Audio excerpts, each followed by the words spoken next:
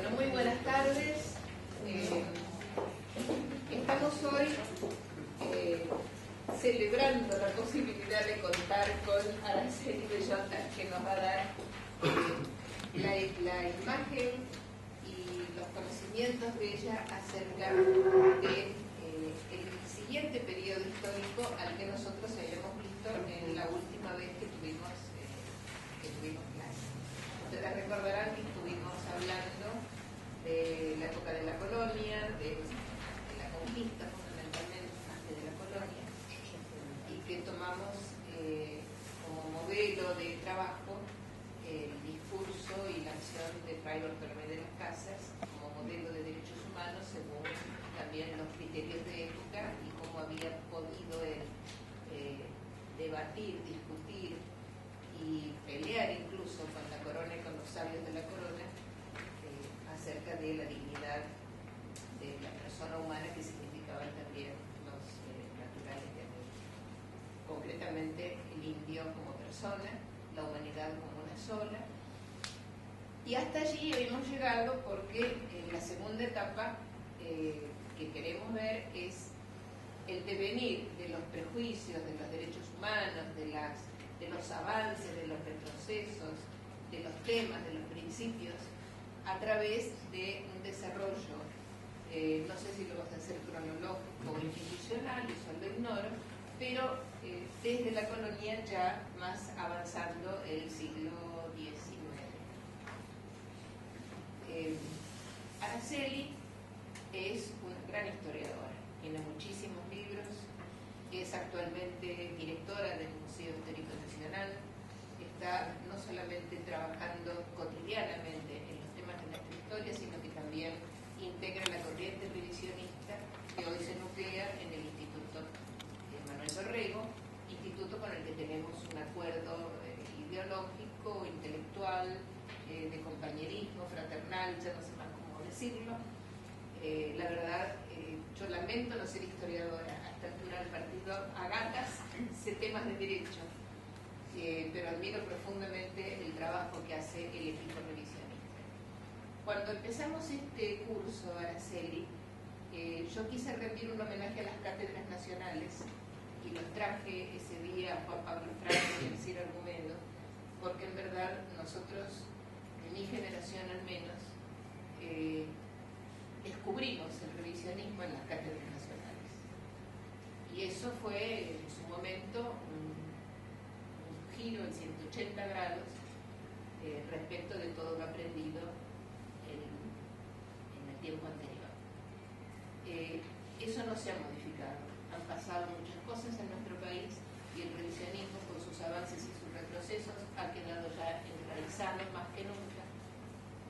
Y hoy tiene un instituto oficial que no solamente preserva toda esta historia, sino que nos la recuenta, nos la reimprime, nos permite reconocerla en su verdadera dimensión y en el funcionamiento que ha tenido a lo largo de nuestra historia las élites y las consignas populares.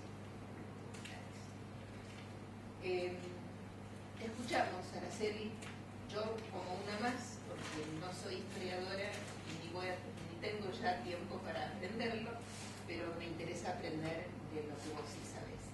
Así que gracias por estar con nosotros. Muchas gracias. Y me siento.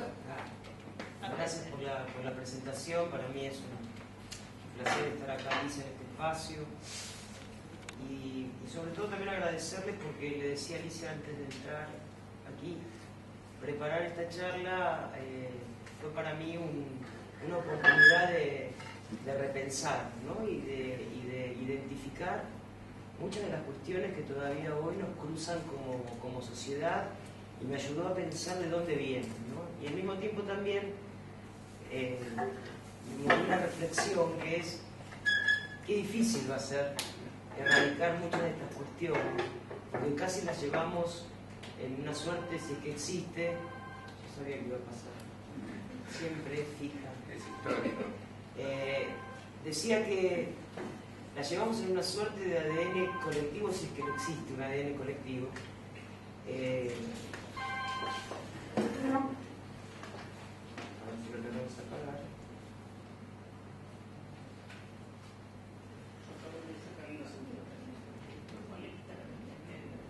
No, pero además no se quiere apagar. Yo lo tengo así para que se apague y que se apague. Ahí va. No, decía que pensaba cuánto nos va a costar desmontar muchas de estas cuestiones, porque las llevamos casi en nuestro ADN colectivo, si existe un ADN colectivo, a través de siglos y siglos,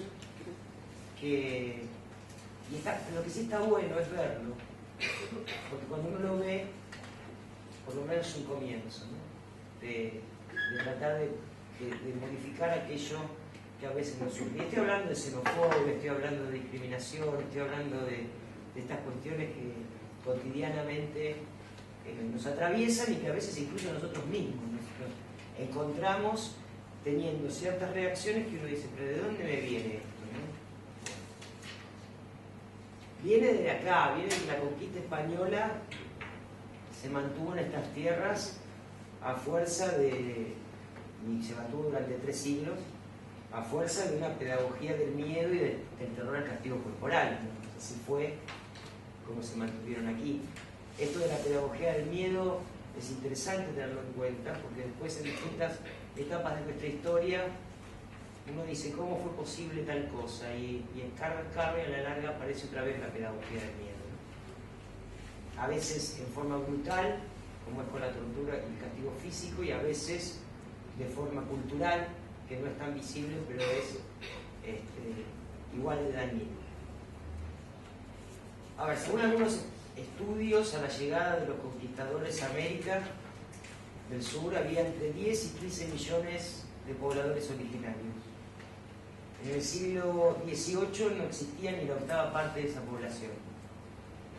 Para darnos una idea del nivel de depredación con que se manejaron durante todo ese tiempo. En la segunda mitad del siglo XVI, vamos a entrar en el tema de la colonia, gobierna en el Perú el virrey Francisco de Toledo. Francisco de Toledo, la fecha de nacimiento es 1569 y muere en 1581.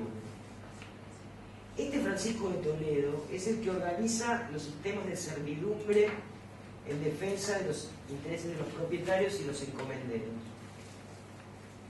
Para darnos una idea cuál era el pensamiento de este Francisco de Toledo, una carta que le envía al rey Felipe II dice lo siguiente respecto de la población originaria del Perú. ¿Puede vuestra majestad ordenarles a los indios leyes para su buena conservación y hacerles cumplir, aunque las contradigan, y sean contra su voluntad como sería que no estén bien, y a la república, y gobernarles con algún temor, porque de otra manera no harán nada? ¿Sí? Claro, hay que aterrorizarlos, porque de otra forma los originarios no iban a hacer nada. Acá un paréntesis, el año pasado me convocaron del Consejo Deliberante de Salta, la ciudad, porque habían presentado un proyecto de ley para quitar la estatua de Francisco de Toledo, del virrey Toledo, que está en el centro de Salta al lado del Cabildo. Y querían cambiarle el nombre de la calle que pasaba ahí en el centro, en vez de Virrey Toledo, ponerle Bicentenario de la Batalla de Salta. La verdad que como yo conocía la historia del Virrey Toledo y todo lo demás, dije, bueno, está bueno y es un símbolo, digamos, no va a haber problema. Yo no podía creer las reacciones que encontré. Entonces yo me di cuenta, primero dijeron, historiadora ultrakirchnerista viene a tirarnos nuestros monumentos. Bueno, digo, bueno, vamos a quitarle la cosa ideológica del presente, abordemos el tema con una cuestión de sentido común. Entonces, yo decía en la radio, que me llamaban y demás, bueno, a ver, digo, es una cuestión de sentido común. ¿Cómo es posible que el símbolo del colonialismo, como significa el virrey de Toledo, esté al lado del Cabildo de Salta, la institución que representaba a los vecinos de esta provincia, que luchó tanto por la independencia, y los gauchos de Güemes? Y después, claro, me di cuenta que en verdad los que estaban en el Cabildo de Salta y toda la periferia fueron los que le hicieron la emboscada a Güemes. Si los que luchaban con Güemes eran los gauchos que estaban en la campaña, ¿no? Y justamente eran los descendientes de esta aristocracia, oligarquía, como ustedes la quieran llamar, los que me atacaban ahora con el virrey de Toledo. Yo decía, bueno, ¿cómo es posible que el símbolo, que les parezca normal transitar al lado del símbolo del colonialismo en el centro de la ciudad. Y ellos me contestaron, nosotros no tenemos ningún problema de compartir nuestra vida cotidiana con los símbolos del colonialismo. Entonces ya, claro, ante ese razonamiento era medio imposible ningún argumento, más o menos como lo que pasó acá con Colón y Juan Azurduy. Cuando había gente que lloraba por Colón, y decían, ¿por qué llorar por Colón? Colón nunca llegó a estas tierras, ni siquiera supo de nuestra existencia. Y la verdad que, bueno, digamos, no es ni siquiera comparable con Juan Azurduy, sin embargo había algunos que lloraban porque sacaban el trato de Colón. Pero bueno, esto tiene que ver con este ADN del colonialismo que decía que tenemos en nuestro ser colectivo. Bueno, cuestión que este virrey de Toledo es el que organiza el sistema de servidumbre en favor de los propietarios y los encomenderos, ¿no? ¿Qué pasó con la estatua de Toledo? ¿La sacaron? No, la dejaron. Cambiaron la calle. La calle se llama Bicentenario de la Batalla de Salta, pero la estatua ahí está. Y además todos se encuentran ahí, como nosotros en el obelisco, todos en el virrey de Toledo, todos van y se encuentran ahí. Pero bueno, ¿qué va a ser? Ellos estamos contentos con este símbolo. Con el tema de la estatua de Colón, yo creo que se podía haber hecho un trabajo pedagógico y no una acción prepotente. Creo que lo que más ha generado rechazo es la acción prepotente. Con un trabajo más pedagógico, con una concientización, con explicación y con un espacio en otra parte. Es que el espacio estaba en Mar del Plata, frente al mar, que es lo más razonable, digamos, de ahí Lo vino. más razonable era en la Boca, mirando el río, donde está la colonia japonesa, la colonia genovesa. La colonia genovesa, de donde era o lo que fuera. Está bien. Pero quiero decirte, ¿saben lo que quiero decirte? A veces una buena política, implementada con prepotencia, es contra el futuro. No, además, por supuesto que se hubiera podido aprovechar para hacer todo un trabajo digamos, de reflexión. Y así se va construyendo un consenso. Lo que pasa es que también, digo, a ver, en esto que yo decía del colonialismo y el ADN, no tenemos que olvidar nuestras formaciones. Digo, a todos nosotros en la escuela nos hablaron de la niña, la pinta, Santa María, la niña, la pinta, digamos, en tierra, digamos, estas son las cosas que me parecen. Perdón, hay algo que no se puede negar, que Colón, América, toda, la descubrió igual, aunque no haya venido a cada lugar, ¿no? Sí. Si no, hubiera sido de otra manera, pero... No la descubrió, digamos, llegó a América. ¿No? Llegó. Y llegó de casualidad. Bueno, eso sabemos también, Sí. pero digo, como sea, no es un hecho que, digamos, los europeos llegaron a América a raíz de su primera guerra. Sí, por supuesto, pero digo, a ver, en su real contexto y depende cómo lo mires. Digamos, durante toda nuestra vida nos han enseñado que nos descubrió América, no descubrió América, llegó a América. En todo caso, como yo suelo escribir y digo, tenés dos miradas. Vos sabés que llegó a Centroamérica, donde encontró una comunidad que se llamaba los taínos, o taínos, depende cómo quieran decirlo. Tenés dos posibilidades. Colón descubrió América o los taínos descubrieron a los europeos también. No, digo, no es casual que nos hayan transmitido la historia con el descubrimiento de América, como si aquí no hubiera existido nada hasta que ellos llegaran. Esto también es una mirada ideológica y es una mirada de postura, digamos, que después se va a enraizar en otras miradas, que después se va a enraizar en la mirada de civilización y barbarie, que después se va a enraizar en la mirada de la mal llamada conquista del desierto, como si, pero vos fíjate el nombre, solamente el nombre, sin hacer ningún juicio de valor. Conquista del desierto, no era un desierto, había gente. No era la gente que les gustaba, pero bueno, había gente. No es una conquista, eso es una eliminación de todo. Pero además, no era un desierto.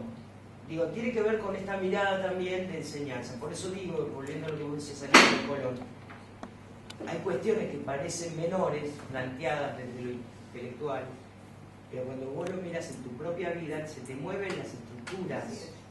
Porque desde chiquitito te enseñaron una cosa que de golpe te dicen, no es así. Y esto no es fácil de asimilar de golpe. ¿Cómo que no es así?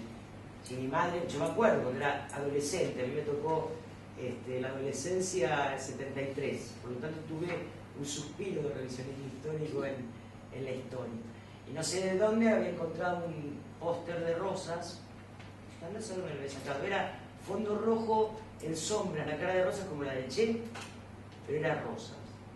Y yo lo había puesto en la pared de mi cuarto. Y mi madre pasaba delante de mi cuarto y me decía, hijita querida, te va a hacer muy mal dormir con un asesino en la cabecera de la Bueno, ¿qué va a hacer? Si ella le había enseñado que le pegaba los moños con la letra, que le cortaba la cabeza, que qué sé yo, que era malo, que era tremendo. Y bueno, ella dice, ¿cómo se va a poner un asesino? Le va a hacer mal. Lo decía en serio. Entonces cuando yo trataba de decirle, no, pero no es así, le contaba lo que aprendía, bueno, ella de alguna manera se queda y dice, ¿cómo es posible? En mi época no era así. Perdón. Yo personalmente pienso que más allá de sacar los símbolos que significa una estatua en tal lugar, en tal otro, lo que hay que hacer es que la gente aprenda qué significa, ¿no? Y que tenga claro, digamos, el significado, porque el símbolo, digamos, sacarlo del lugar, manteniendo la ignorancia de la gente, me parece que no cambia nada.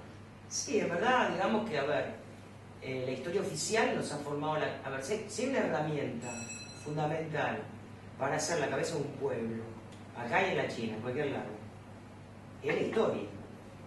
De acuerdo a cómo te cuentan la historia, a vos se te va armando un panteón de gente que está bien, de gente que está mal, de acciones buenas, de acciones malas. Bueno, acá vos se te arma como una suerte de, yo siempre digo, postales fijas, pero que a vos te va dando una noción de qué es lo que pasó en el pasado, como en tu vida personal, digamos. Vos en tu vida personal también mirás para atrás y decís, bueno, esto estuvo bien, esto no estuvo bien, esto me gustó, esto lo modifico, en función de la experiencia pasada, proyectas el presente y el futuro y demás. Bueno, con la historia pasa lo mismo. La herramienta de la historia fue una herramienta fenomenal para moldear la cabeza del pueblo en función de un determinado proyecto de país. Esto lo hizo la generación del 80 en función de un determinado proyecto de país que para ellos les parecía que era el más adecuado, que era el mejor. Un proyecto de país que tenía que ver con sumarse a la División Internacional del Trabajo, ser proveedor de materias primas, tenía una mirada hacia Europa permanente como un paradigma de lo mejor. Bueno, el que lo dijo mejor fue Sarmiento, 3 palabras, civilización o barbarie. Bueno, la civilización era lo de Europa, la barbarie era lo propio, etcétera, etcétera, etcétera. En función de esto, el panteón histórico se construyó con esa medida. Entonces, los próceres más próceres son en general los que estuvieron en Buenos Aires, que favorecieron este proyecto de país, y lo tenés a Rivadavia, lo tenés a Mitre, y sigue la lista. Y los que no apoyaban este modelo de país, bueno, ahí tenés los demonios, Rosa, los caudillos, digamos, en la provincia. No, eso sigue pasando actualmente. ¿Cómo? Eso sigue pasando actualmente.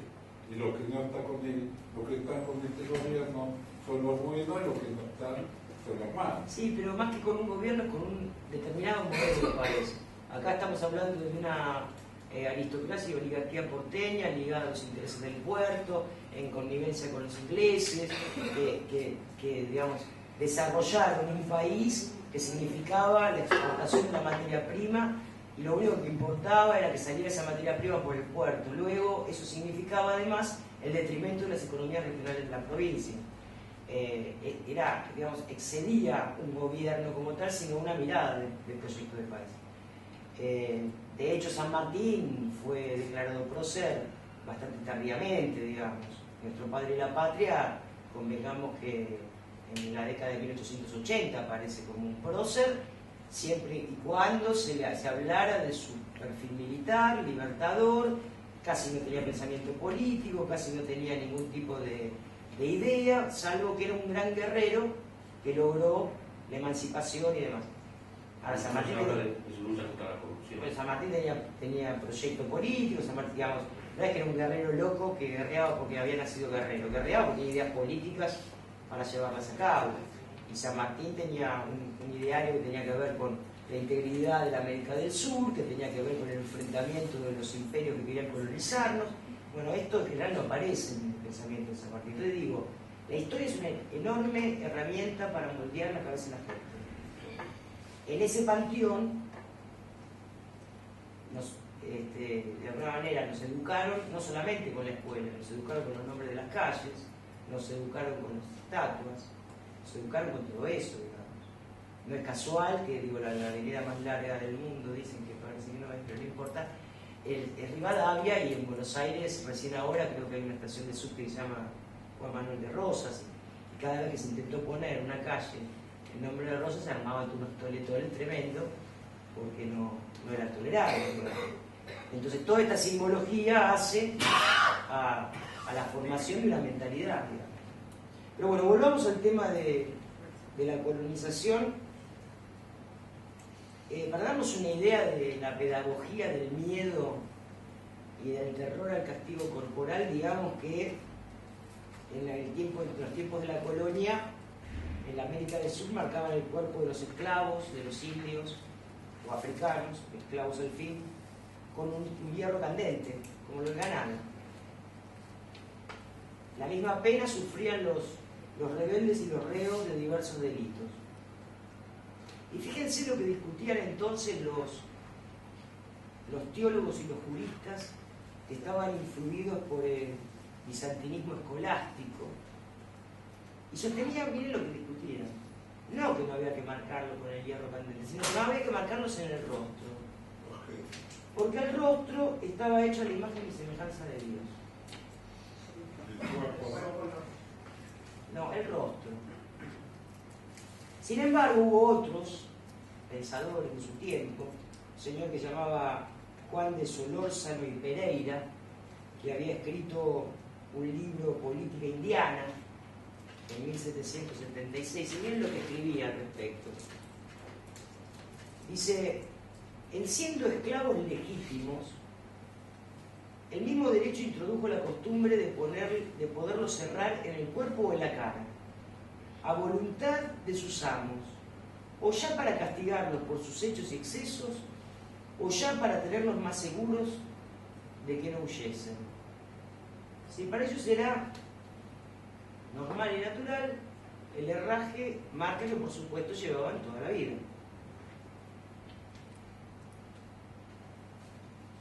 Haciendo uso de estas costumbres, que además es una herencia de Roma, esto de herrar a los esclavos, los españoles y portugueses marcan a las indias e indios de su propiedad con estas marcas de hierro incandescente,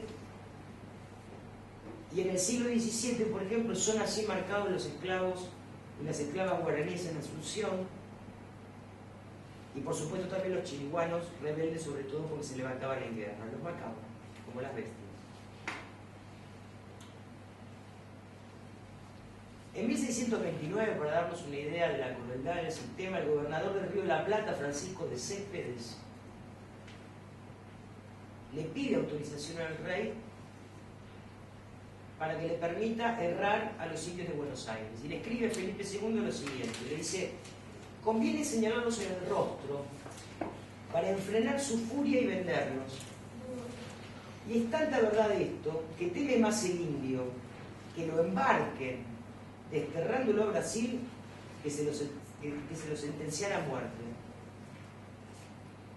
Digo esto para que nos demos una idea del nivel de crueldad, no solamente el trabajo como esclavos, sino además el comercio con esos esclavos. Pero además, otra manera de dominación no era solamente la crueldad física, sino el control de la vida cotidiana. Es decir, los conquistadores, además de sujetarlos por la fuerza física, intentaban manejarles la cotidianeidad, planificarles la vida, no dejarles tiempo libre para su propio desarrollo y su propia individualidad. Es decir, ocupadas las mejores tierras, vencidas en buena parte muchas etnias, muchas tribus metidas en las encomiendas. Si los originarios deben servir a los conquistadores en el trabajo. Y aquí hay un testimonio interesante de José de Acosta, provincial jesuita de su orden en el Perú, sin cura. El tipo sostenía que había que ponerles a los indios el freno y el cabestro, como los caballos. Y dice que había que sujetarlo como si fueran bestias de carga. Y textualmente escribe esto: apriete el jumento las quijadas con el cabestro y el freno. De hecho, ¿lo hacían? Sí. Está probado que esto que Sí. describe, Sí. lo tenían. Sí. Y se apriete el jumento las quijadas con el cabestro y el freno. Imponle cargas convenientes, echa mano si es preciso del látigo, y si da coces, por eso no te enfurezcas, ni lo abandones. La índole de los bárbaros es servil, y si no se hace uso del miedo y se los obliga con fuerza como a niños, rehúsan obedecer. Esto es un cura jesuita del Perú. Y es más, el tipo justifica su pensamiento en textos del Eclesiastés, de la Biblia, del Antiguo Testamento. Y lo cita, es Eclesiastés 33, pueden ir a buscarlo. Y dice: al asno cebada, la vara y la carga, el pan, la disciplina y el trabajo al esclavo. Con la disciplina trabaja y no está buscando el descanso. El yugo y la correa doblan la servidura y al esclavo lo doma el trabajo constante. Entonces, él justificaba, digamos, este pensamiento en las Escrituras. En el Brasil, por ejemplo, había un dicho muy popular, sostenía que los indios y los negros requieren 3 P para vivir en orden: pan para la alimentación, palo para los castigos y paño para la tanga que cubre el sexo. 3 P. El control de la vida cotidiana, bueno, fundamentalmente restringiendo el ocio. Si sostenían que había que ocuparles el tiempo libre para que no hicieran sus cosas, digamos, sus costumbres. El mismo jesuita, Acosta, que encima miren el nombre que tiene, se repite, dice así, esto es textual: es necesario regir a estas naciones bárbaras, principalmente a los negros y a los indios, de suerte que con la carga saludable de un trabajo asiduo estén apartados del ocio y de las costumbres, y con el freno del temor se mantengan dentro de su deber. Hay un dato interesante acá que me pareció importante destacarlo, y es que este trabajo forzado, sobre todo a los indios, pero también a los negros, nunca alcanzaba a los curacas, a los caciques, a los líderes de las comunidades. Porque de alguna manera lo que intenta el conquistador es hacer partícipes a estos líderes del dominio. Es decir, de alguna manera proyectan la obediencia, le dan un cierto privilegio, si se le puede llamar privilegio, pero se cuidaba mucho de no alcanzar a los caciques. De esta manera intentan cooptarlos para su propio dominio. Es lo que Frank Fanon alguna vez en Los Condenados de la Tierra y después Paulo Freire tradujo en la pedagogía del oprimido, ¿no? Esta dialéctica oprimido y opresor, que finalmente el oprimido termina, en vez de condenando al opresor, tratando de parecérselo. Sí, es también lo que se hace en los gobiernos actuales con los intendentes y los gobernadores en muchos casos. Un poco diferente, sí. Le ponen cabeza. Lo que hacía Simón Patino, ¿no? Claro, digamos, es la famosa dialéctica opresor-oprimido, digamos, ¿no? Y cuando en definitiva, no sé si ustedes leyeron El Señor Presidente, Miguel Ángel Asturias, aquel indio que llega al poder y cuando llega al poder oprime a sus propios hermanos, digamos, a sus iguales. Miren, acá hay otra anécdota. Hará unos meses fui al Congreso Nacional de Cultura en el Chaco y había gente de resistencia, había gente de todo el país y nos tocaba almorzar en un lugar que se ve que había sido una casona de fines del siglo XIX, de gente rica que fue reconstruida y convertida en un lugar para comer, un restaurante grande, algo similar a lo que sería acá el Club del Progreso, una cosa así. Bueno, íbamos a comer ahí y entonces estaban los muchachos de seguridad con su uniforme de seguridad. Ustedes saben que el Chaco fue una de las provincias que se incorporó después de la mal llamada conquista del desierto y tiene una enorme población originaria. Los rasgos son notables. Bueno, cuestión que en la entrada de este lugar venían los com a vender sus artesanías y demás. La cara de los com era igual que los de seguridad, solo que los de seguridad tenían ropa de seguridad y los com vestidos de com. Cuando entro escucho a uno de seguridad que le dice al otro: estos indios de miércoles que vienen acá a vender las flechas y los arcos y nos hacen quedar como más indios de lo que somos. Genial. Genial, nos hacen quedar más indios de lo que somos. Eran iguales, solo que estaban vestidos distintos. Bueno, cuestión que mucho de esto viene de estos tiempos, digamos. El conquistador muchas veces reemplaza la cuestión de la fuerza física o el castigo por actividades que también encausan la vida cotidiana de los dominados, ¿no?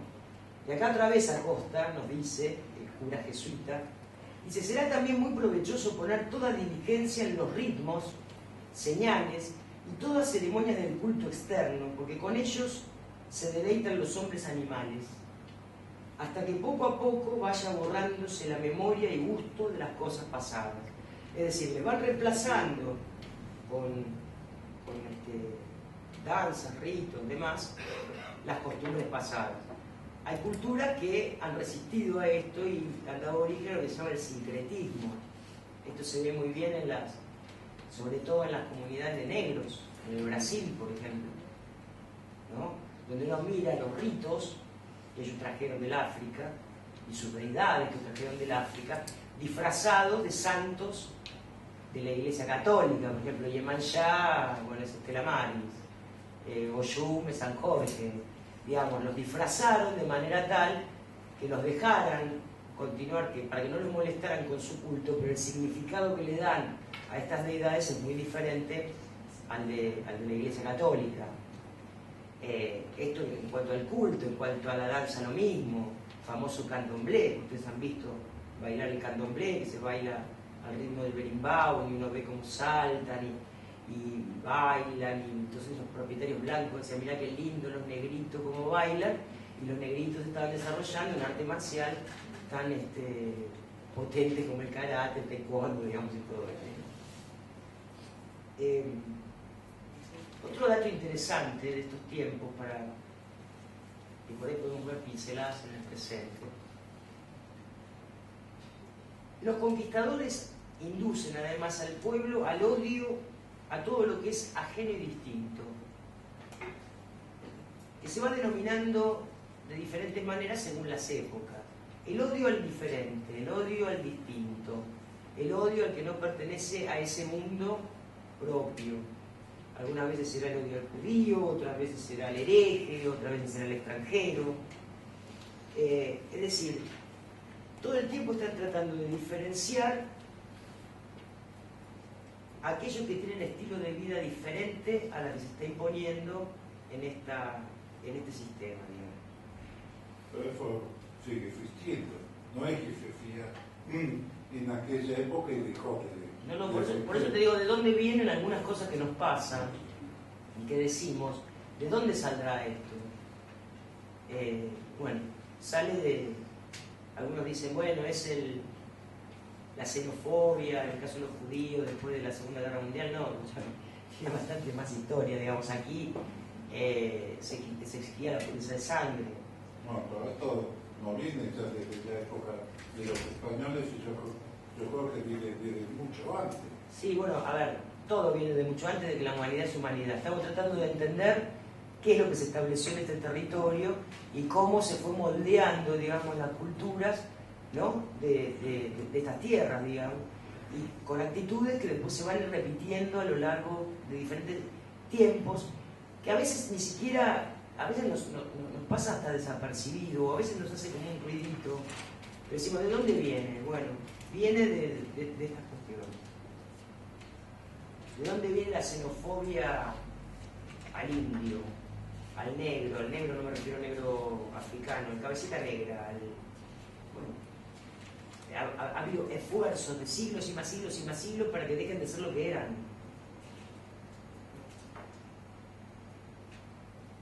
Bueno, a medida que la tierra, los conquistadores se van asentando en la tierra, digamos, que se les convierte en propiedad, las relaciones entre los sometidos y los propietarios se van modificando y llega un momento que es una suerte de relación feudal. Es decir, señores que de alguna manera protegen, entre comillas, a quienes tienen que trabajar para él. Pasa el tiempo y los conquistadores van desechando la esclavitud. ¿Por qué? Y porque no les conviene. Es decir, porque se ven obligados a mantener, por otra parte, el equilibrio demográfico también, que en el siglo XVI había caído muchísimo, es decir, había sido tan cruel la explotación de los originarios que la población había decrecido y ellos necesitaban mano de obra. Por esta razón, bueno, cuando los indios sufren esta caída, empieza a entrar la población africana. Pero digamos que tienen que cuidar de no matar a la gallina en los huevos de oro. La verdad es esta, ¿no? Otro tema interesante que también nos cruza hoy, lejos, distinto, pero nos cruza. En esta aplicación de la pedagogía del miedo, en esta aplicación de la supuesta justicia para castigar algunos delitos, había diferencias. No se aplicaba el mismo castigo a todos igual. Por ejemplo, en 1750, el Cabildo de Santiago del Estero advierte sobre el peligro que los encomenderos castiguen a los alcaldes indígenas y los caciques, que es lo que decíamos antes, que apoyan a los propietarios y que son los que contribuyen a mantener el dominio. Entonces, el Cabildo advierte, no se castiga al pueblo común, no se castiga a los caciques. En 1785, la Real Audiencia permite que se apliquen penas corporales siempre y cuando se trate de un reo considerado de baja suerte. De baja suerte. Y esto es textual. Y un desgraciado. Un desgraciado, digamos. Entonces, admiten que se apliquen penas corporales siempre y cuando se trate de un reo considerado de baja suerte sin juicio previo. Como lo hacían con algunos azotes en lugar público y destinado después, los tenían que destinar después de los azotes a que hagan alguna obra pública durante algunos meses.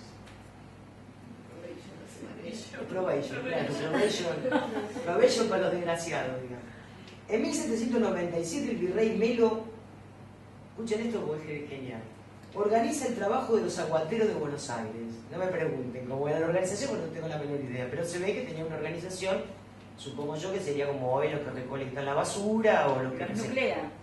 Sí, no sé, los organiza, qué sé yo, le da pechera, no sé qué hace. Y determina la pena que deben imponer a los transgresores. Escuchen muy bien. 4 años de presidio a los blancos, a los que transgredieran, ¿no?, las normas. 4 años de presidio a los blancos. A los indios, negros y mestizos se le agregaba además 100 o más azotes. De verdad, es impresionante, porque además a ellos les parecía natural. Y en definitiva, los indios, los negros y los esclavos terminaban a la larga entendiendo que era natural también, aunque por supuesto siempre la rebelión estaba dentro, porque no es natural, no es normal, no es justo. Pero con fin azote, quedaba vivo la persona. Sí, quedaban vivos, pero ¿sabes cómo quedaban? ¿Eso de qué fecha es eso? Lo de los aguateros, 1797, mirá que cerquita, mirá que cerquita, de 1810, ¿no? Bueno, Estos eran los repartidores de agua. los aguateros, ¿te acuerdas del colegio, el famoso aguatero? Claro, iban a veces con bueyes y otra caminando. Claro, debían tener normas, suponte, no sé, tienen que repartir el agua en tal hora, tienen que hacer cosas y tal, qué sé yo, no sabes cuáles serían las normas, pero fíjate vos, lo que lo transgredían era una falta municipal, pero si no era un crimen. Presidio. 4 años, ¿dónde está? Sí, Acá está. 4 años de presidio a los blancos, blancos pobres, obvio, que la quieren eran los aguateros, eran pobres, digamos, no era. Pero además a los negros, indios o mestizos, además de los 4 años de cárcel, 100 azotes. Sí. ¿Vos querés hablar? Quería decir que en el parque industrial de Lusaco, que avanzó sobre una población que se llama el hornero colateral, el agua de las napas donde se surtía la población estaba contaminada cuando funcionaba la empresa Aguas Argentinas, implementó un sistema de camiones que 2 veces por semana pasaba y dejaba agua a cada casa. Es decir, un sistema de aguatero que nosotros lo usamos. Eso fue en este sitio. Sí, sí, claro. Todavía hay en barrio. El municipio va y llena tanques que además tanques que no, que los barrios que encima no siempre tienen la limpieza que tienen que tener, entonces de vez en cuando tenés media población de un barrio con diarrea y que no sé qué pasó, el tanque estaba sucio donde metieron el agua, ¿no? Pero bueno. Hoy tenemos aguateros modernos que vienen con el camión. El Ives, no, el que trae el llevan- cosito. La 31 viste. Pero bueno, sería, a ver, como hoy, está bien tu ejemplo, como hoy lo que te viene el camión Ives, que te trae el agua, ¿viste? Bueno, como que sea, a ver, si no respeta el tiempo de descarga que está establecido por la ciudad, 4 años preso, y si son negros, mestizos, 100 azotes, ¿viste? No la potabilizaban, así se morían. Bueno, a ver, rebeliones siempre hubo. Desde 1530 y pico, los calchaquíes y demás se rebelaban como podían, siempre eran sofocados. Hubo una enorme rebelión en 1780 en Tinta, Bolivia, hoy Bolivia, que fue la rebelión de Tupac Amaru y su esposa Micaela Bastida, que se levantan pidiendo que se termine la explotación de las minas y los campos, pidiendo más justicia para sus poblaciones. Y esta revuelta fue enorme, tan grande que llegó al actual territorio de que hoy es Argentina, Jujuy, Salta y Tucumán. Por supuesto que a Tupac Amaru lo terminan derrotando, pero aún después de su muerte, muchas comunidades originarias continuaron levantadas, al punto tal que los españoles se asustaron lindo, porque creyeron que iban a perder el territorio. Yo le quiero leer una partecita del fallo del proceso, digo que todas estas cosas están escritas, es como si hoy hay que hacer una transparación grande, pero la Corte Suprema de Justicia escribiera cosas como estas, digamos, quedaran escritas como documentos, había que atreverse, pero para hacerlo, obviamente era que naturalmente en aquel estado y en aquel sistema era aceptable esto, ¿sí? Disculpa que se escuche nuevamente, pero habría que leer también el currículum de Tupac Amaru, que era una persona muy ilustrada, Sí, era una sí, persona sí. como tiende a pensar que era ignorante, que se rebeló contra su amo. No, había tenido estudios universitarios incluso y demás, no si era un tipo, era un líder, digamos, era descendiente de aquel Tupac Amaru primero, que el virrey de Toledo, aquel de la estatua en Salta, había vencido. Una partecita nada más porque es larguísimo el fallo del proceso, dice así: que sea sacado de la cárcel donde se haya preso Tupac Amaru, que además digamos que estaba preso él y toda su familia, arrastrado de la cola de una bestia de albarda, llevando soga de esparto al pescuezo, atado pies y manos, con voz de pregonero que manifieste su delito, es decir, un tipo a caballo que va gritando delante lo que hizo por la calle, siendo conducido de esta forma por las calles públicas acostumbradas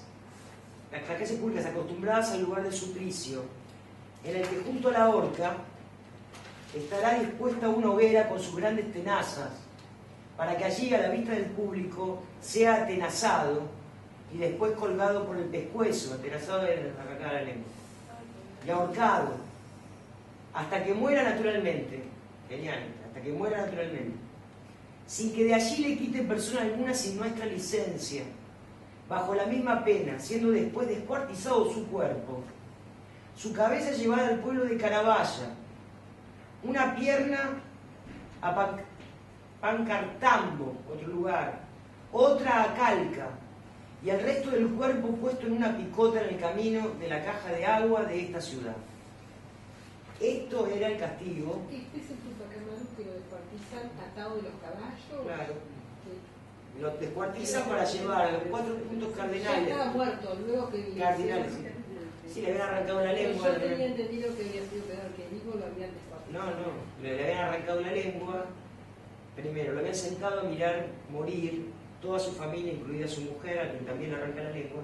Y después de esto le arrancan la lengua a él, lo cuelgan y después que se muere naturalmente, como dicen, la descuartizamiento y el reparto de las piezas a los 4 puntos cardinales para que tome en cuenta los pueblos originarios que quisieran sublevarse, digamos. Esta es la pedagogía del miedo.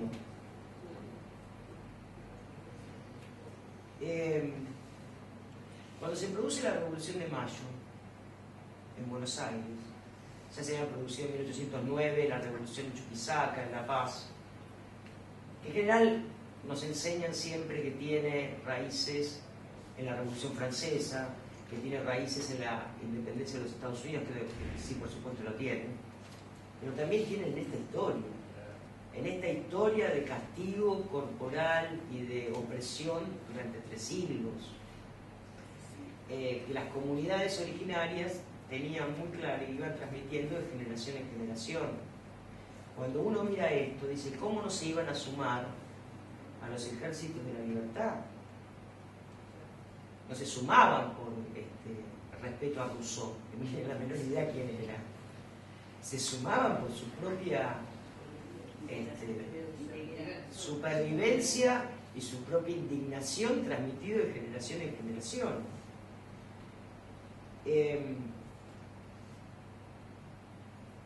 Ya más para acá, 1805, en el Semanario de Agricultura, Industria y Comercio, escribía Vieite, escribía Belgrano.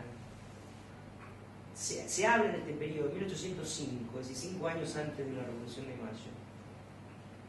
Cuestionan ya aquí esta pedagogía del miedo, que no solo abarcaba a los indios, los negros, los pobres, también abarcaba a los niños en las escuelas, o lo que eran escuelas entonces. Y en este periódico, de fecha 4 de septiembre de 1805, escriben: al niño se le abate y castiga en las escuelas, se le desprecia en las calles y se lo engaña, y oprime en el seno de la casa paternal. Y dicen en el diario que esta costumbre tiene que ser desterrada. Yo recuerdo cuando estaba acá en el Museo Luján, habíamos hecho 2 salas, una de la educación del siglo XVII y XVIII y otra del XIX y XX. En la de XVII y XVIII, porque en el Cabildo de Luján había funcionado la primera escuela pública de la provincia de Buenos Aires, la habíamos ambientado con elementos que jamás habíamos encontrado. Habíamos encontrado una palmeta, la famosa palmeta que le pegaban en los dedos. Era una suerte de como espátula llena de agujeritos de madera que le pegaban en los dedos, y el famoso cajoncito de maíz, donde los chicos se arrodillaban ahí para arrepentirse de sus culpas. Los chicos, digo, esto era consecuencia de esta pedagogía del miedo instalada como manera normal, digamos, de disciplinamiento.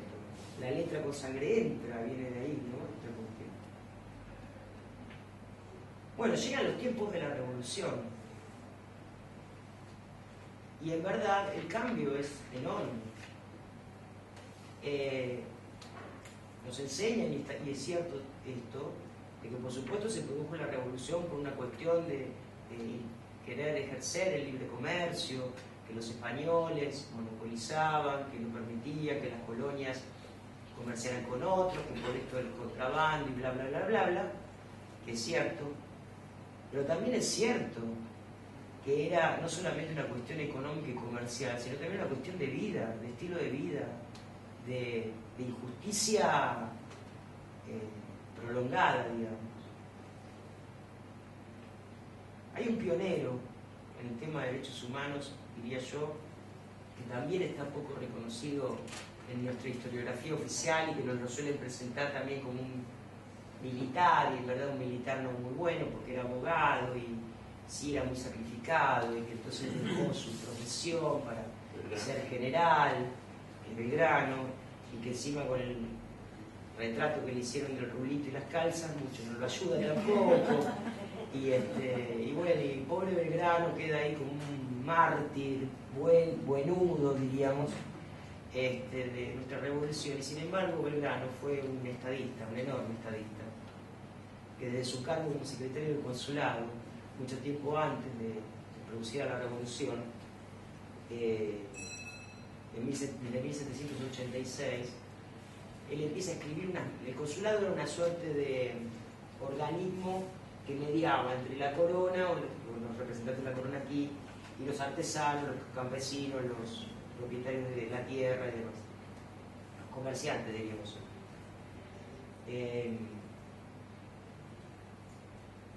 Bueno, Belgrano desde de este lugar empieza a publicar anualmente lo que se llaman memorias, y él va hablando a sus propias autoridades, diciéndole que había que fomentar la educación, que había que fomentar la educación de los labriegos, que había que enseñarles a sembrar, que había que enseñarles a... Miren, ese es un pionero del medio ambiente.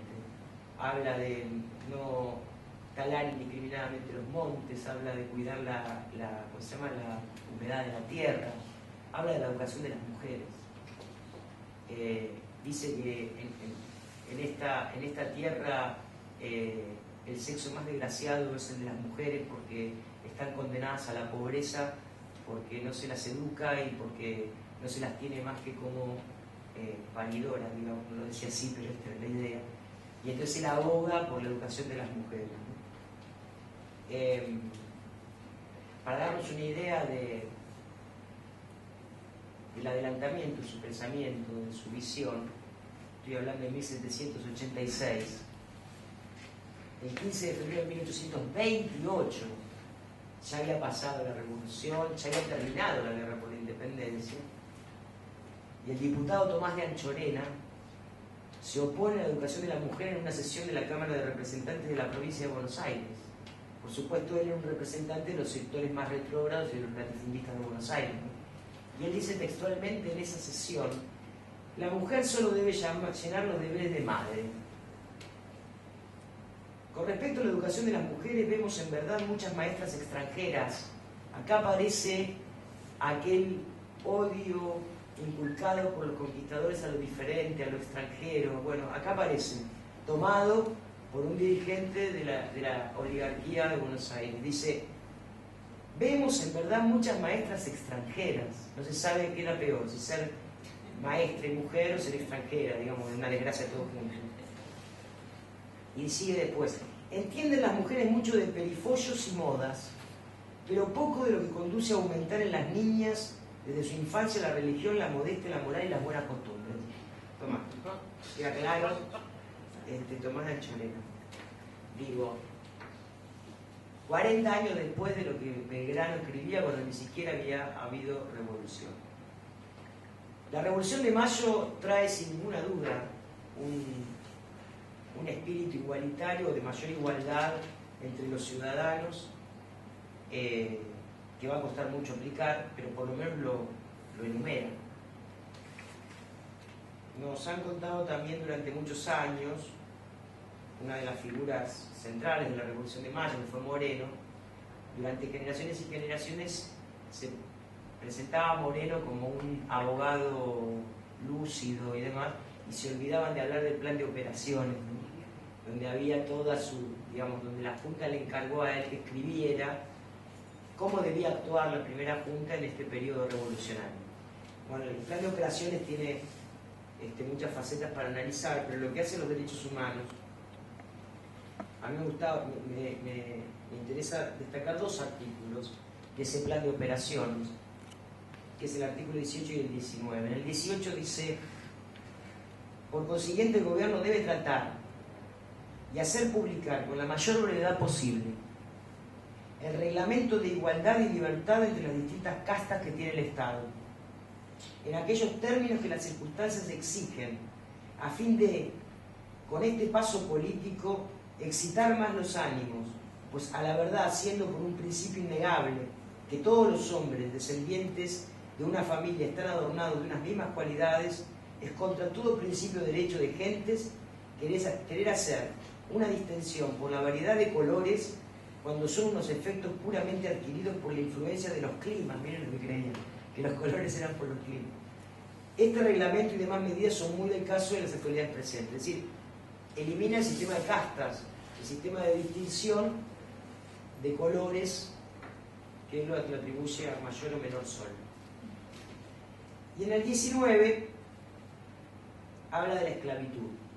Por primera vez se enumera aquí en el Río de la Plata una disposición contra la esclavitud, y dice: en la misma forma debe tratarse sobre el reglamento de la prohibición de la introducción de la esclavatura, como asimismo de su libertad, con las circunstancias que tenga a bien establecerlas, pero siempre protegiendo a cuantos se acojan a nuestras banderas, declarándolos libres a los unos si sus amos fueren del partido contrario, y a los otros rescatándolos con un tanto mensual de los sueldos que adquieran en la milicia, para de esta forma no descontentar a sus amos, pues es evidente que tocando al hombre en sus intereses claudica no solo el patrimonio, sino la buena fe y demás circunstancias que lo adornan. Es decir, fíjense, está cuidando, sí, pero además está cuidando de no enojar a los amos patriotas, porque habría que cambiar un orden. Y ustedes saben, como decía el general Perón, no es posible hacer una tortilla sin romper algunos huevos. Y entonces cuando, bueno, tocas intereses, algunos huevos rompen. Entonces, bien la eliminación de la esclavitud, pero ojo, con no molestar a los amos patriotas, digamos. Si son el contrario no importa, pero si son patriotas. Contradicción que va a sostener la Asamblea del año 13. La Asamblea del año 13 hay corrientes historiográficas que tratan de hacerla aparecer como la panacea de que no fue. Pues la verdad no fue convocada para sancionar una constitución, declarar la independencia y no lo hizo. Hay otras corrientes historiográficas, muchas tendencias del revisionismo que dicen fue un fiasco, porque en verdad legisló para la tribuna, como diríamos hoy, para la gilada. Bueno, yo diría, en lo personal, mi opinión no es ni una cosa ni la otra. Sí fue un avance en los derechos humanos, aunque no del todo lo que se esperaba, digamos. A ver, eliminó los elementos de tortura, es verdad. Y dispuso que se quemaran en la plaza pública el 25 de mayo de 1813. Y para disponer esta eliminación copió unas normas de la Corte de Cádiz, de España, donde aparecen elementos de tortura que acá no se usaban. Por ejemplo, el perrillo. El perrillo era una suerte de bozal. Y se olvidó de poner el potro y el cepo, que sí se usaba aquí. De hecho, bueno, vayan al Museo de Luján y van a ver el cepo, los cepos, que todavía se muestran ahí para mostrar lo que era la tortura, ¿no? Bueno, cuestión que para cumplir esa disposición de quemar en la plaza pública los elementos de tortura, en la plaza de... Hoy la Plaza de Mayo, la Plaza Mayor, se quemó una silla. Porque claro, ahí era donde se sentaban a los reos para fusilarlos o para azotarlos. Entonces el elemento que encontraron para quemar fue simbólicamente una silla. Con la esclavitud pasó lo mismo. Se declararon abolida la esclavitud. Por supuesto, se levantaron las voces, sobre todo el embajador inglés en el Brasil, diciendo que no se podía, se iba a producir una estampida de negros del Brasil para estas tierras, y además los propietarios brasileños no iban a poder venir aquí con sus esclavos, y entonces se derogó, digamos, la abolición absoluta de la esclavitud y se declaró la libertad de vientres, es decir, los nacidos a partir de entonces eran libres. De hecho, hay cartas hasta 1857, donde, por lo menos que yo he visto, donde siguen hablando y hablan, cuando traspasan bienes y demás, de esclavos como si fueran vacas, ¿no? Pero bueno, sí abolió por lo menos la idea de la esclavitud como cosa natural. Digamos, nadie iba a nacer esclavo a partir de entonces en esta tierra. Eliminó los títulos de nobleza, acá no había muchos, creo que había 2 o 3 nomás, pero en Lima sí había, que no estaba bajo el poder de la Asamblea. ¿Qué más?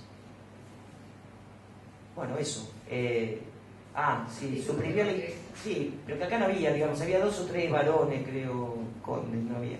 Había en Lima, pero no aquí, estaba bajo el manejo de la Asamblea. La Inquisición, abolió la Inquisición. Acá tampoco había tribunal de Inquisición, sí lo había en Lima. Si van al Museo Histórico en la Sala San Martín, van a ver que cuando hay un tintero de la Inquisición y los sellos con los que lacraban las disposiciones, que cuando San Martín entra en Lima como protector, bueno, le obsequian como símbolo de la libertad, digamos, si hubiera abolido ese tribunal, digamos, que se dedicaba acá, insisto, acá no había tribunal. Algunos dicen que esa es una de las razones por las cuales buena parte de la comunidad judía pudo instalarse aquí más libremente que allá en el norte. Aquí se pedía pureza de sangre y había mucho tráfico de documentos falsos para poder demostrar que no se era, cambiaban los nombres y demás. Pero acá en Buenos Aires había menos control porque no había tribunal en la Inquisición, sí lo había en Lima y era más jorobado, digamos. Pero bueno, por lo menos la Asamblea del año 13 lo que hizo, si bien no fue la gran abolición de todo, sí fue un paso más en ese camino de libertad, de igualdad, ¿no? que va a llevar mucho tiempo poderlo establecer.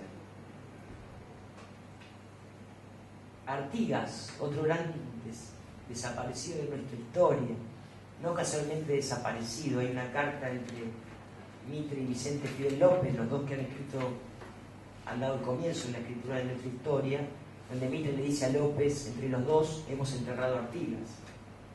Es notable esto porque Artigas en sus tiempos de protector de los pueblos libres, Artigas se opone a Buenos Aires, el predominio de Buenos Aires sobre las provincias, y establece un protectorado que estaba integrado por las Misiones, Corrientes, Entre Ríos, la Banda Oriental, Córdoba y Santa Fe,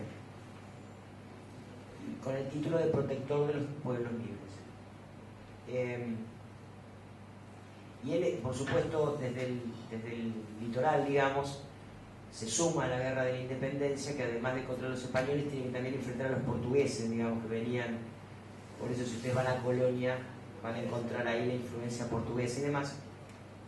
Pero además también se enfrenta con los dirigentes porteños que pretenden hegemonizar, digamos, una guerra a la cual no le dan bolilla. Ustedes saben que la guerra, cuando rápidamente se aleja de Buenos Aires hacia el norte, Buenos Aires se desentiende. Por eso tantas quejas de Belgrano diciendo no tengo apoyo para la lucha, tantas quejas de San Martín necesitando ser designado gobernador de Cuyo para tener un estado que lo respalde para hacer el famoso cruce de los Andes, porque de Buenos Aires no tiene ningún apoyo. De hecho, el cruce de los Andes y la liberación del Perú, San Martín lo hace bajo bandera chilena. Es O'Higgins y el Estado chileno el que banca, digamos, esa guerra, porque Buenos Aires no le da bolilla. De hecho, se tiene que retirar de la guerra. En la famosa entrevista de Guayaquil con Bolívar, que dicen que es secreto, no hay ningún secreto, se tuvo que retirar porque O'Higgins estaba pasando mal en Chile, ya no tenía el apoyo de Chile, y Buenos Aires nunca le había dado bolilla, no tenía con qué soportar, digamos, la culminación de la guerra, prefiere retirarse y dejarle el paso a Bolívar. Pero bueno, había una negativa a regresar. De Buenos Aires le ordenan regresar a San Martín en un momento determinado. Y luego estaba todavía en Salta. No, él estaba en Cuyo. Le ordenan a los ejércitos 1820, le ordenan a Belgrano 1819, le ordenan a Belgrano bajar, él estaba en el norte, bajar con su ejército para guerrear contra Artigas, contra los caudillos del litoral. Y le ordenan a San Martín hacer lo mismo de Cuyo para... Belgrano viene, y ahí se produce la famosa sublevación del ejército, la sublevación de Arequito del ejército. Los soldados dicen, nosotros estamos para luchar contra los invasores, no contra nuestros hermanos. San Martín se va, cruza la cordillera y lo acusan de haberse robado un ejército, porque desobedece esa orden y porque se niega también a lo mismo que los otros soldados a pelear contra los caudillos. ¿Es tiempo del directorio? Es tiempo del director. Sí, es tiempo del director. Él tenía apoyo en el directorio con Pueyrredón, pero a Pueyrredón le cuesta muchísimo poder sostenerlo, y de hecho las cartas son increíbles. Dice, no puedo hacer más. Tiempo además de la influencia de Rivadavia también, enemigo tremendo de San Martín que después lo va a perseguir y todo lo demás. Pero bueno, Artigas en el litoral, como protector de los pueblos libres, en 1815 establece un reglamento de tierras para el fomento de la campaña, así lo llama, ¿no? Paréntesis. Antes de 1815, en 1813, Artigas manda a sus diputados a la Asamblea del año 13, y Buenos Aires la rechaza con un artilugio. Le dice que los diputados no fueron elegidos de acuerdo al modo que había establecido Buenos Aires, para sacárselo de encima. y él había mandado a sus diputados con las famosas instrucciones del año 13. Que fíjense qué interesante, siempre se dijo que se había perdido, que no había una copia completa de las instrucciones del año 13, bla, bla, bla, bla, bla. Hace muy poco, unos investigadores del Uruguay, investigando en el archivo Mitre, encontraron unas instrucciones de Artigas para los diputados del año 13. Con lo cual uno puede decir que Mitre la encantó.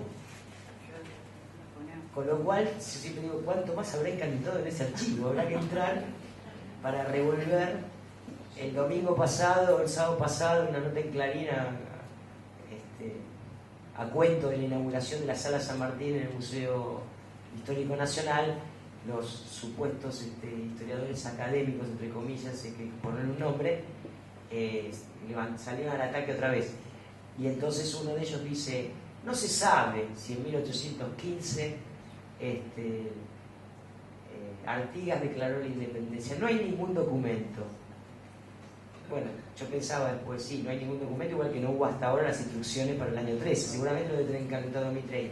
Sí hay documentos, como una carta de Artigas a Pueyrredón, diciéndole, cuando se sancionó la independencia en 1816 en Tucumán, diciéndole, hágale saber al Congreso Soberano que la banda oriental declaró la independencia hace un año en Arroyo de la China, es decir, se lo dicen. Es decir, que entonces sí hubo dos independencias, una sancionada por el Protectorado de los Pueblos Libres y otra, digamos, en un congreso en el cual no participaron las otras provincias, que sí participaron en Tucumán bajo el liderazgo de Buenos Aires, y por supuesto tampoco participaron las del litoral. Digamos, a la declaración de la independencia de Tucumán no participó ni la banda oriental, ni Corrientes, ni Entre Ríos, ni las Misiones, ni Santa Fe. Sí participó. Una pregunta que quiero hacer con respecto a un tema anterior. Cuando habló del plano operacional, ¿es verdad que todo eso fue llevado a Inglaterra? ¿El qué? El plano operacional de Belgrano. ¿El plan de operaciones? Sí, porque en el canal digital abierto pasaban una serie de operacional y termina que todo se lo llevan a Inglaterra. ¿Es verdad de todo eso? No, el plan de operaciones lo tenemos. Ah. Lo que pasa es que Mitre se hizo distraído. Durante mucho tiempo no lo incluyó, digamos. Pero no, sí, el plan de operaciones estaba buena la serie, pero... Sí, por eso estaba bueno, no, pero... Sí, no, el plan está.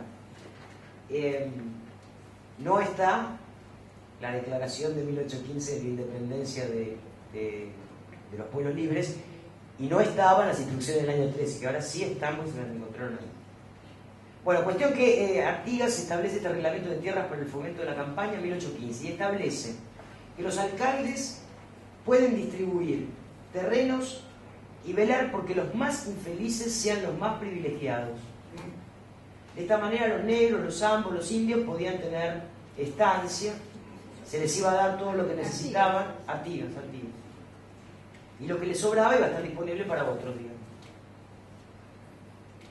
En el camino del éxodo a la Yui, a nosotros nos digan que hay un solo éxodo jujeño, los orientales también tuvieron un éxodo que se llamó la Redota, un éxodo anterior al éxodo jujeño, que se llama el éxodo a la Yui.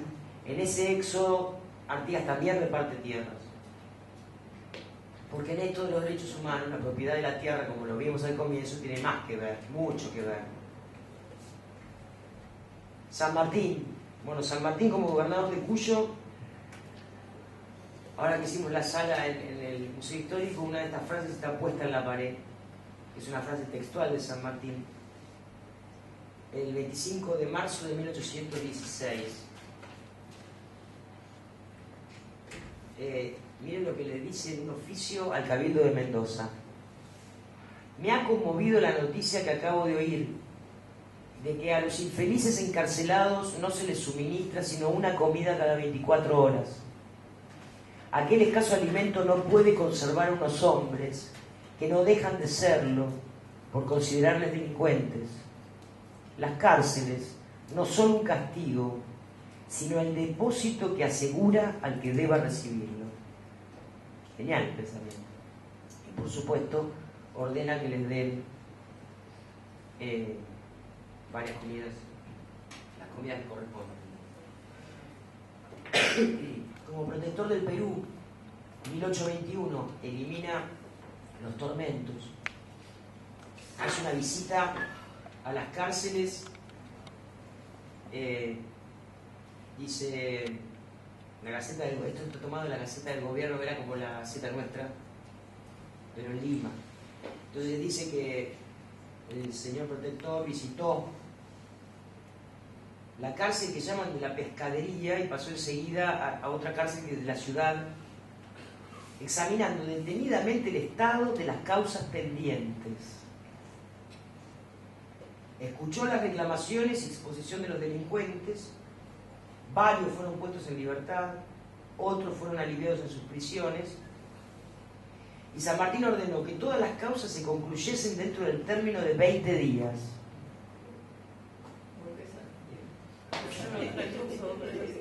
¿Cómo se llaman ahora? ¿Cómo se llaman ahora, Alicia? Los que están presos, pero sin procesados, sin condena, digamos.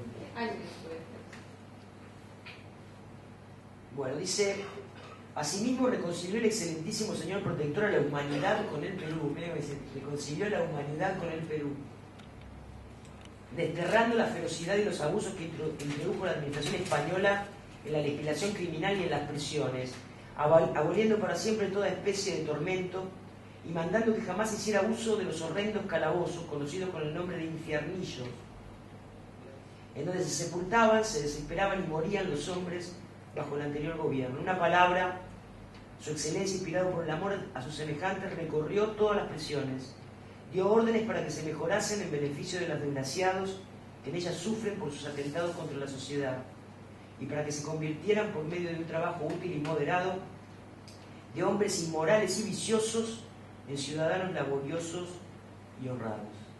Este era el pensamiento de San Martín con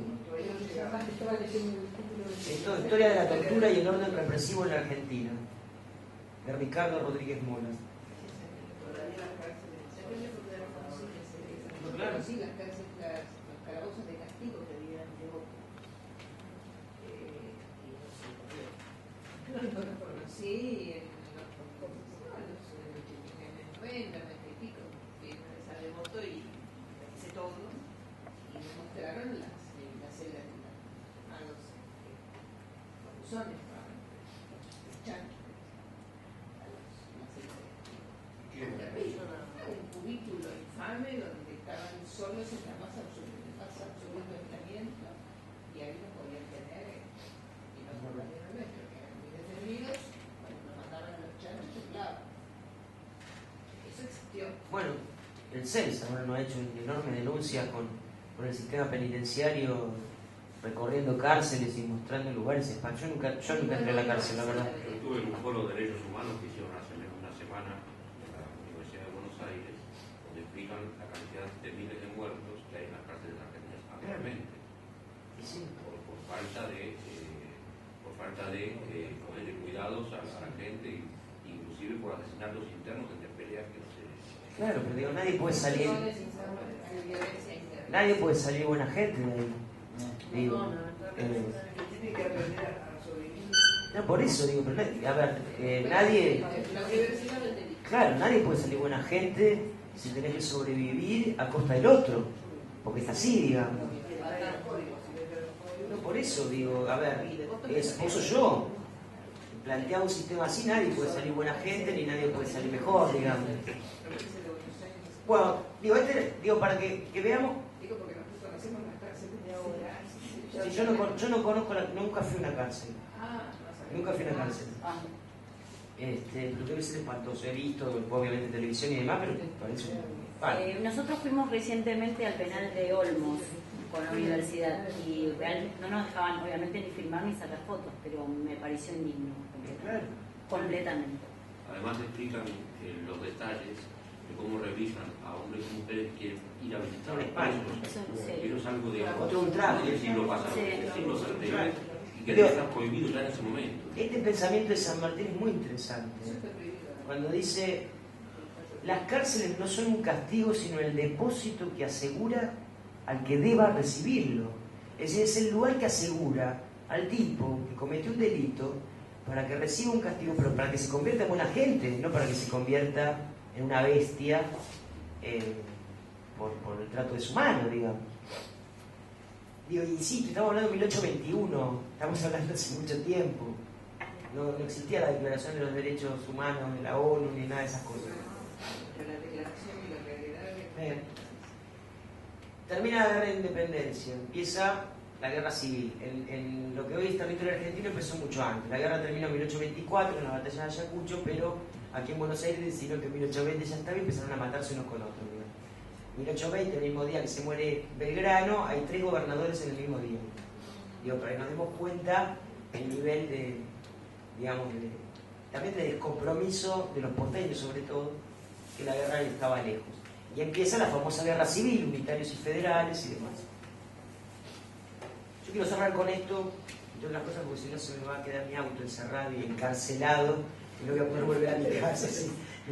Pero sí me parece interesante introducir este pensamiento de Manuel Dorrego. Dorrego fue un diputado, fue gobernador de Buenos Aires, todos sabemos que lo fusilaron.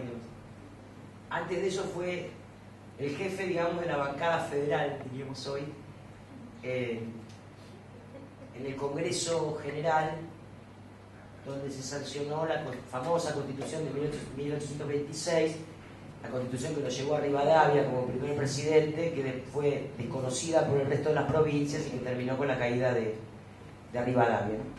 Hay un debate en este Congreso muy interesante, donde Dorrego defiende el sufragio universal. 1826.